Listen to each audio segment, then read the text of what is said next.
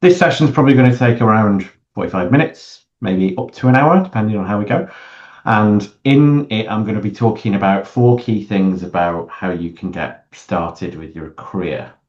Now, when we think about career planning, and that's one of the things that we hear about or say quite a lot in the career service, how do you plan your career? I'm going to sort of challenge those ideas because I think it can be a little bit not unhelpful, but maybe a little bit overfacing, let's say, to think about planning your career step by step. And this is more of a top view of how you can think about your career, how you can think about maybe your next step, maybe the step further down the line, maybe the step after your next, but we'll see how we go. So, first thing I'm going to ask you to do is there is a QR code on the screen. If you could scan that for me, please. What this allows me to do is register your attendance and make sure that you get sent the slides and a link to the recording at the end of this session. I will be showing this at the end, so don't worry too much if you can't scan it now for whatever reason. But just for the sake of completeness, if you could scan that now, if you got the chance, and we'll go from there. Now, like I say, I will put this up at the end in case it doesn't work for you for now, or we have late comers, so don't worry too much. And then we'll make a start. So, first thing to say now, depending on your situation, you might be someone from, what we would call a marginalized background, someone with a disability, someone with mental health concern, all this sort of stuff. This is just to say, look, we understand that. And depending on where you are in your career journey, what kind of barriers you have, this can be quite challenging. We have all sorts of things in place to mitigate these sorts of things. So, for example, you might notice that the backgrounds of the slides, they're not quite white. This is set up for an inclusion perspective.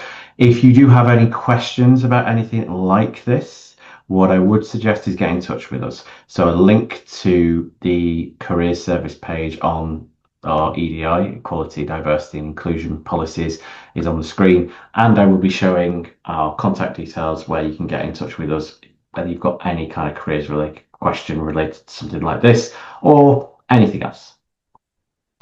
Now, in terms of career planning, I kind of break this down into a few different things about where you might be. You might be someone who has a definite career plan in mind. I speak to that kind of student relatively frequently. People who know what they want to do, they might know how to get there, they might not. On the other side of the scale, you might be someone that has absolutely no idea. Maybe you've had ideas in the past, discounted them. Maybe you absolutely have no idea, you've never thought about it until this point. Either way, that's absolutely fine. What I'm going to try and do is tackle it from each individual angle. And like I say, I examine it from four key points, really. Knowing yourself, knowing what your options are, thinking about how you make decisions, and then we finish on action planning. So I'm going to go through each step sort of sequentially to a point. Now, it's important to say, before I sort of get into my career journey, that you might be at any point in that continuum. You might go into it completely having done loads of thinking beforehand and then restart. It's not really a sense of you have to go in from the start and build up from there. You can come into it from any part of that continuum. And to give you a sense of, I guess, how careers work, I just wanted to give you kind of my background, right? I'm quite a good example of how a career doesn't necessarily have to be quite that structured or planned in that way. Mine certainly wasn't. So I often use this as a bit of a question and answer session, but I started with a degree in French and politics, primarily French, not really knowing what it is I wanted to do. To be honest, I knew that I wanted to, or rather, I didn't even know that. I just knew that I wanted to study French and politics. And you might be in that situation. And all through university, never really thought about what I wanted to do. Once I graduated, did some work placements trying to figure out what it is I wanted to do. It helped a little bit. Got me into an executive researcher role. That, for the uninitiated, that is recruitment. That allowed me to use my language. That was as far as I was thinking, to be honest. I thought, well, I've got my degree, let's do something with it. Makes sense. Realized I hated recruitment, but that got me onto that idea of careers. The bit I liked about that job, well, I hated most of it, was that I was speaking to people about their career. I found that interesting. I got a bit of a buzz when I helped them move on, which brings me to careers, working in schools, working in universities, which has brought me to where I am, right? Now, probably the theme you might see there is wasn't really thought through. At most, I was thinking about the next step. And when I made that transition from recruitment to careers as an actual job, it took me quite a long time and bounced around from all sorts of career ideas. That might be you. It might not be. You might have a complete idea of what you want to do. This is just to demonstrate that if you are that person that hasn't really thought about it, it can work out. You don't need to worry too much. And this isn't to put you under any sort of pressure. This is just to give you maybe some things to think about. Okay. Now, when we talk about a career, and hopefully I've kind of demonstrated there, very few people have that kind of linear sequential career. There are some, and there are still some jobs, some roles that lend themselves to that. Things like medicine, for example, there is a very defined career path. But for most degrees, especially, there isn't really a coherent sort of you do this degree, you then go into this career. And actually, the reality is that most employers will take you for most jobs, whatever your degree is in. And that's a real positive. That's what we talk about as a real positive aspect of a degree and a university education. But it does leave you with that bit of a question, right? If your degree doesn't lead you somewhere necessarily and could lead you anywhere, that gives you no direction, which is why this can be so challenging. So rather than think about, well, what can I do with my degree or what am I able to do, what am I qualified for, it might be more of a reflection on the other questions I've put on the screen. What do you want from a career? What is important to you? I'll touch on this a bit later, but it might be that you want to have something quote unquote useful. You want to feel like you're making an impact on society. For other people, you might not really care, and it might just be about money, and that's absolutely fine. For other people, it might be, I just really want to travel, or I really want to work for a particular type of employer. If we go back to my career journey, for me, it was about thinking about the kind of employer I wanted to work for, the kind of environment I wanted to work in, which is why I sort of hit on universities. That's where that kind of idea of working in careers came from. So there are all sorts of things you could think about from a career perspective. I guess what I'm trying to get at is when you're thinking about your career, it definitely doesn't have to be that linear sequential thing. And it can come from all sorts of questions you ask yourself about what you want from a career. Now, broadly speaking, and these are the kind of angles I'm going to come at this from, there are four things to think about when you're thinking about your career. First of all, know yourself, self-knowledge. That's what I'm going to touch on next. That is really important. That kind of covers that idea of what I want from a career, but also what am I good at? What am I not so good at? What do I need to work on? Then realizing what your options are, not just what are you good at, what can I do? Is that what am I able to do? What can I do? What do I have the ability to make use of? And if there are gaps there, if there are problems there, how do I open up more options? Then, to a point, it's making a decision, deciding what it is you want to do, and finally taking action. Once you've made that decision, pursuing what you decided on. Now, like I say, you could come at this from any part of the continuum. You don't need to start the self-knowledge necessarily. You might have already got that figured out, and if so, fantastic. It might just be for you about making a decision, which is fine. Or you maybe need a bit of sense of your options. You have no idea what even is available to you. Doesn't necessarily matter. You do not need to start from the start. If it makes more sense for you to start at making decisions, that's absolutely fine. But I am going to cover them sort of one by one. Skip over that one. So I'll go into knowing yourself first of all. This is probably the hardest part to an extent, in the sense of if I could spell, sorry, it's knowing, not whatever that says. But yeah, this is the hardest part. This is that sense of, well, what am I good at? What do I actually want? What do I want from a career? And there are a number of ways to approach it. Now, some of these are quite big questions, right? What do you want in life? I would focus on, if you can, the smallest parts and then build up from there. So when I'm having careers conversations with people, I'll often talk about, all right, well, what do you like about what you currently do? Let's say you have a part-time job or in your degree or whatever it is.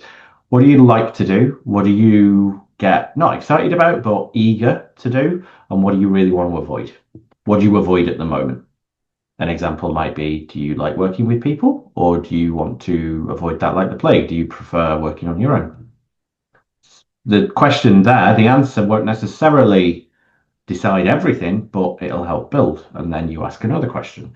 It might be, do you like working as part of a team or again, autonomous?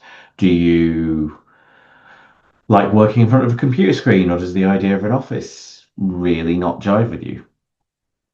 Do you have values? Are there things that it's important for a potential employer for you to have? You know, do they need to have a social responsibility sense? Do they need those values to align with you, or do you not care? Either way, an answer to that question is helpful. And think about, I guess, what motivates you to an extent. What gets you out of bed? What makes you actually do things? Is do you have to be interested in something to be able to do it? Or do you just have to be good at it? Is being good at something a real motivator for you?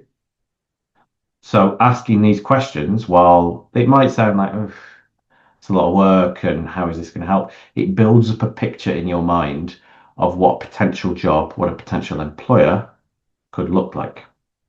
Next, and this again, quite a challenge, but doing the work really helps. Think about yourself.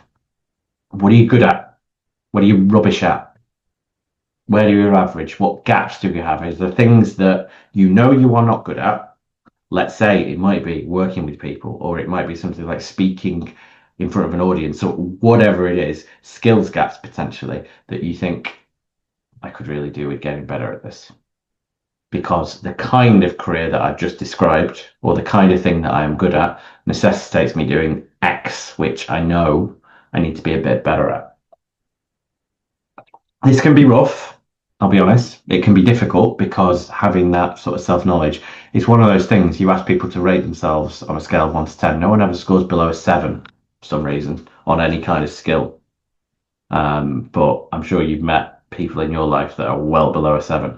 But I would actually suggest writing down some things you're good at, things you're bad at, give yourself scores because that's what will happen at things like interview. So it can be really useful to get that sense of it's almost like, I mean, we call it a skills audit. It's a tool that we use for students, staff, all that sort of stuff. It can be really helpful to help you figure out, all right, what am I actually good at? What skills do I actually have? And what skills do I need to develop? And then the other thing, so that's your skills, that's your what you're interested in. The other thing I would suggest is work on preferences. Now, this is a little tool, little game you can play with yourself, and you'll get these slides, so don't worry too much about taking any of this down. But really look at the different things that can go into a job and judge for yourself how important these things are. So I've suggested a few here: money, travel, location, free time. This will give you a sense of, again, what's important to you in a job. So I already mentioned for some people, it's just about the money because that allows them to do other things, maybe travel, and absolutely fantastic. As long as you know that and you are able to be honest with yourself, that's great. For other people, I already mentioned the travel, it might be location. You know, you might be someone that's really open to relocating, whether that's in the UK or elsewhere in Europe, Asia, the world, wherever. Or for other people, you might be dead set on, no, I want to stay in and around Manchester. Either way, that either opens up your options, which can be, you know, good and useful, or restricts your options, which sounds negative, but actually can be helpful in narrowing down what it is you want to do. Now, this which I think is quite interesting, is going to be quite different depending on the person. So I talk a lot, and you'll hear this a lot in university, about the idea of a good graduate outcome or a graduate job. What consists of a good graduate job to you is probably completely different from anybody else. So doing some of this work, knowing a little bit about yourself, your preferences, what's important to you, what you can compromise on potentially, will really help build up that picture. So if you are that person that has no idea what you want to do, just ask these little questions of yourself. And it can help you, like I say, build up that picture of what it is you want to do. Now, I'm going to move on to exploring your options, but before I do, if anyone, just to reiterate, has any questions that they want to ask, please feel free to put them in the chat, and I'll respond to them at sort of various breaks in the session. So I know, I'm aware I'm going through this at some kind of speed. We're 15 minutes in, and I've, in theory, covered knowing yourself. These are things that you're going to have to go away and do. These are things you're going to have to actually ask yourself. But once you've got that kind of picture of what a good graduate job is to you, the next is, all right, so I know what I want to do, or I have an idea of the kind of job I'm interested in, the kind of things I will be doing. Let's think about then my options. Okay. Now, here, broadly speaking, are the options that you have once you graduate. Now, I've gone for as broad as I can because these are what we would call the graduate outcomes survey stats. So we've got working full or part-time in the UK, further study, work and study, unknown, we always get some of them, other, that could be any number of things, and then unemployed. Now, as you will see, this is how the stats more or less shake out. Now, this data is a bit old, but it hasn't really changed that much in the past 4 years or so. And this, broadly speaking, is what you could be doing. So if you think about it very top level, you're either going to be working full or part-time, or in some form of further study, or unemployed. But I mean, that's a very small part of the overall graduate population still, even though you might have heard different, right? Now, that's at a very broad level, but that doesn't really help. What I would suggest, there are sort of, how would I say it? There are two ways of thinking about this. And the way I sort of talk about it is you either go very broad or very specific. Now, to go specific, and what I mean by that is you could look at something like your degree. What can I do with my degree? And happily, there is a really useful tool that I would suggest called Prospects. We also have our own. It's called Which Career. That's on our website. They both kind of do the same thing. What they do is say to you, essentially, let's say you're doing, I don't know, English degree. And on Prospects, it will give you a sense of roles that are directly related to your English degree, and then roles that are kind of related, but perhaps a little bit of a jump. So maybe your degree might be useful, but it won't be the only thing. What that allows you to do is get a sense of, okay, people with my degree usually think about this. What you can also do is if you look at LinkedIn/alumni, as I put on the screen, and you'll get all these links, so don't worry too much about that. But you can get a sense of the people that did your course, where did they end up? So what options did they have available to them? It's not necessarily going to dictate what you then go on to do, but again, it gives you that sense of, all right, these are broadly speaking my options. Then using something like Prospects or Which Career, you can do a little bit of research on the different roles, because guarantee there are going to be some roles on there that you have no idea what they are. And they might be right up your street. You just have never thought about it before. Again, a little bit of homework, but I would really encourage you to use some of these resources and tools. They can be really helpful. And just to sort of demonstrate how this works, right? I've already mentioned that most graduate employers will take you whatever your degree is in. This is a real graduate from 2 years ago, I think this was now. So this person, they graduated with a 2-1 in English literature, and now they're working for Apple in the UK. What I want you guys to do, take 30 seconds. I'm not going to give you more than that. These are the things they could have done, or what do you think this person ended up doing? 2-1 in English lit from Apple. Once you've figured it out, put your answers in the chat.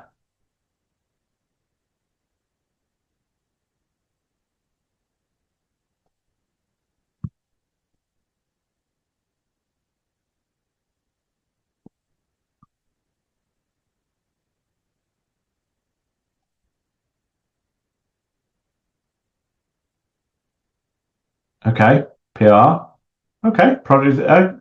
Right, interesting. So we've got a bit of a mix from all sorts of different places. Okay, so what I'm going to do, I'm not going to give you the answer yet. I'm going to narrow it down a bit because this is quite a lot, right? So it's one of these four. Some of you have already said marketing exec. Okay, anyone? Someone's already said product design engineer. Anyone changing their mind? Okay. All right. So in this case, it is marketing exec. So well done, everyone that got that. That's really good. You could make an argument for that quite easily. You think English, yeah, makes sense. Language, communication, potentially. Now, the reality, oh, it's a bit of a trick question. Because yes, this person was real, but it could have been any of these. Now, some of those, yeah, make sense. Like copywriter, fine. But others, you might think, well, how on earth is an English literature graduate going to be a product design engineer or a software engineer? Which, all right, I can see where you're coming from. However, it's not just your degree, is it?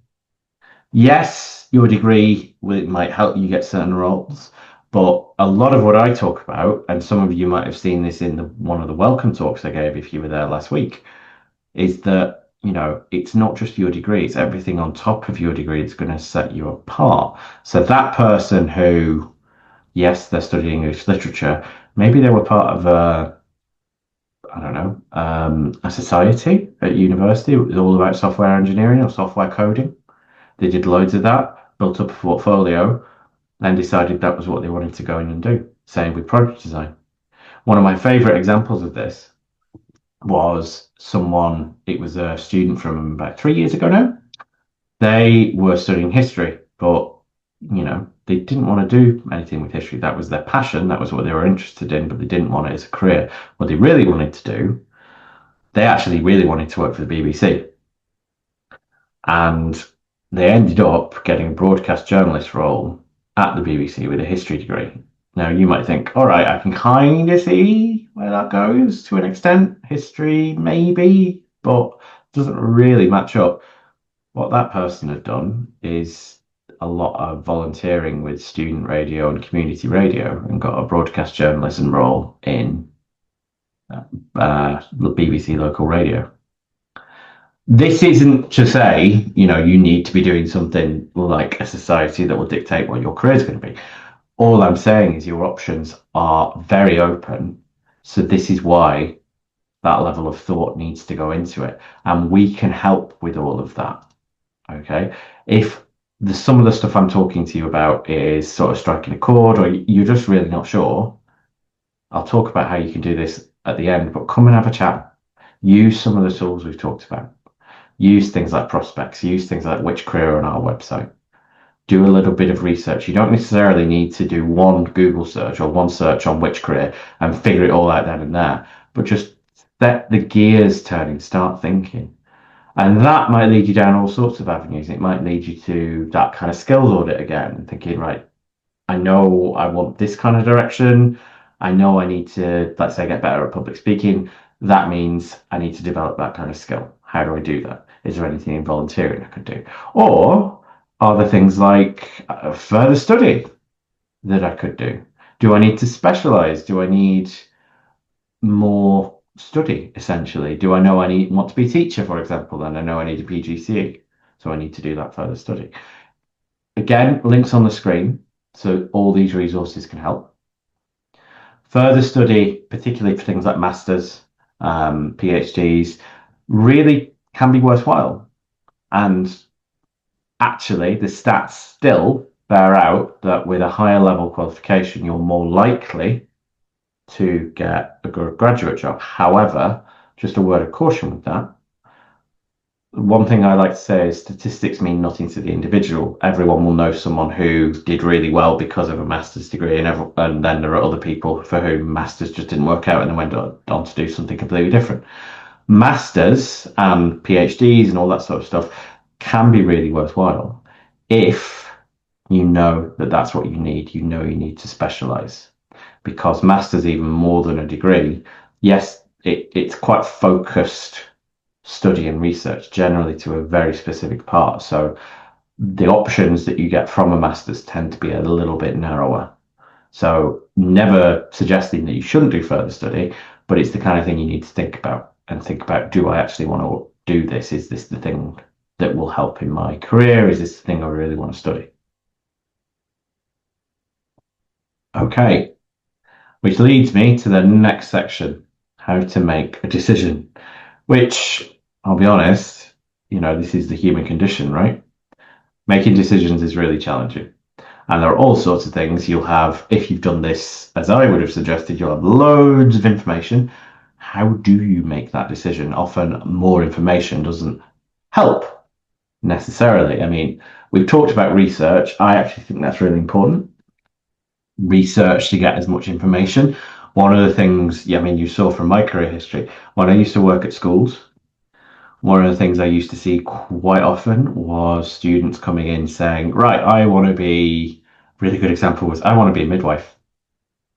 And they would talk to you about how they really wanted to be a midwife because they wanted to work with children, which, makes sense, except when you then describe to them what the role of a midwife is, you're working with expectant mothers, and this is what you would have to be doing. Their faces went white because they didn't really understand that they didn't want to be a midwife. They wanted to work with children. Now, that's really important. Doing that research, making sure you understand what these roles are, and not just by looking online, although that is important, having a chat with us, speaking to people, friends, family, getting some work experience, listing things like pros and cons. So actually making these lists of, this is what I want. Am I sure I want this? What would be the pros of staying in and around Manchester versus moving to London? All of these can help you make a decision, because you're talking it through, and quite often just talking it through and vocalizing these things, having this information in front of you, helps you figure these things out. Do make sure though that you remember that this is a process, right? There's no sort of one answer that will completely dictate your entire career path. It doesn't really work like that. It's your first step. You might be thinking about what your next step is in terms of what my next job is going to be. If you get no further than that, that might be enough. One thing I will say when it comes to making decisions, don't let perfect be the enemy of the good. In the sense that a good decision doesn't necessarily need to be a perfect decision. You make the best decision you can at the time with the information you've got. It's easy for me to say because I'm not in that situation at the moment, but try not to stress it too much. But do have a contingency plan, have a plan B. If this doesn't work out, what are you going to do instead? How are you going to know that it's not working out? Are you going to set a time, for example? One thing that people who want to be actors, for example, will often do is they'll say, right, I'll give this 18 months. And if I haven't seen progress towards where I want to be, the kind of roles I'm getting, for example, then I know I need to maybe make a pivot. Something like that can be really useful to you. Now, I've already talked about some of the resources you can use to get this information, do this research. Which Career, really, really helpful. We go into it in loads of detail in terms of the different roles, the different degrees that obviously the University of Manchester offers and what they might lend themselves to. And we do it from a Manchester specific lens. So we talk about the kind of opportunities that are in and around Manchester. More nationally and more generally, the what can I do with my degree section on prospects, really helpful. I've already kind of described how this works, but you can also use it to do, I guess, sector mapping. So let's say that you know that you want to go into something that's completely unrelated to your degree. Let's say, I don't know, you're doing English, let's say, and you wanted to go do something related to computer science. You can do what can I do with the computer science degree and look at those related careers can be helpful. And when you actually click into any of those, prospects give you a detailed breakdown of what that actual job is. These are called job profiles, where it talks about the skills you need, the day-to-day of the actual job, what it is. It'll give you an understanding of what that job is and where you can find those jobs in the employers section. And actually, that employers section can be really useful because yes, it gives you look for job vacancies app, which is always helpful, but it also talks about the kind of employers that generally have these roles. So if you're thinking about this, maybe not from a role perspective, but maybe for an employer perspective as well, let's say, for example, you know you want to work in the public sector, local government, national government, unis, whatever, you can look at these roles from an employer perspective and think, okay, how do I target this particular employer, sector, industry, whatever? And that'll help you make that next step. Okay. And then we talk about this as well in terms of how you can get there, the kind of mapping these things out. We call them transferable skills. So let's say you have alighted on a role, you know the kind of job you want. What kind of skills do you need? That kind of skills gaps. We talk about how you can develop those in and around your studies, whether you are a first year figuring out how you can make the most out of your time at Manchester, or you're in your final year, or you're a postgrad. What do you need to do? That might be any kind of part-time work and how you can transfer those skills into all sorts of different jobs. It might be volunteering, but we talk about these things. Which brings me on to the last section, which is kind of up to you, really. Taking action. So this is where I set you guys some homework, I'm afraid. There are all sorts of things that you could do. There's all sorts of things I would suggest. Things like career questionnaires. These are the things that will get you thinking. The thing I would suggest is if you go onto our skills pathway, which is through Career Connect. If you go into pathways, you'll see the skills one. This will give you access to our skills audit, which will allow you to do that first inventory of what am I good at? What do I enjoy? What do I maybe need to work on? Just doing that sort of reflective exercise can really help you figure some of this stuff out. And then it's around doing some research, exploring your options, things like exploring what you can do by degree, whether that's on which career, whether it's on prospects. Then maybe think about your CV. Think about how you could look at your CV for any potential gaps. Maybe come along to some careers fairs. We've got a careers fair next week. And then at the end of October, the next week one, that's the STEM fair, science, technology, engineering, manufacturing, or mathematics rather. I always get those confused. But you could come to that, maybe talk to some employers, get a sense of what jobs are out there. Same with the one at the end of October, that's the autumn careers fair. Maybe think about what you're currently doing. Are you someone that I actually have one in a couple of weeks, I think I read in the notes, someone who described themselves as, well, at uni, I only really did my course and that was it. If that's the case, maybe you think about doing something different, joining a club or society, doing a bit of volunteering, doing some of these things that they might sound like you're going off on a tangent, but you'll do stuff, you'll get exposure to different things that will help you figure out what it is you want to do or help you get there if you already know. But the biggest thing I would suggest is use us, come and see us. We're the career service. Hopefully you're already aware of that. But this is our website. This is where you can find things like the which career sections that I talked about. We talk about as well jobs, work experience, interviews, international students, all that sort of good stuff. If you have any career-related questions. This should be, I guess, your first port of call. There's a repository of information on there.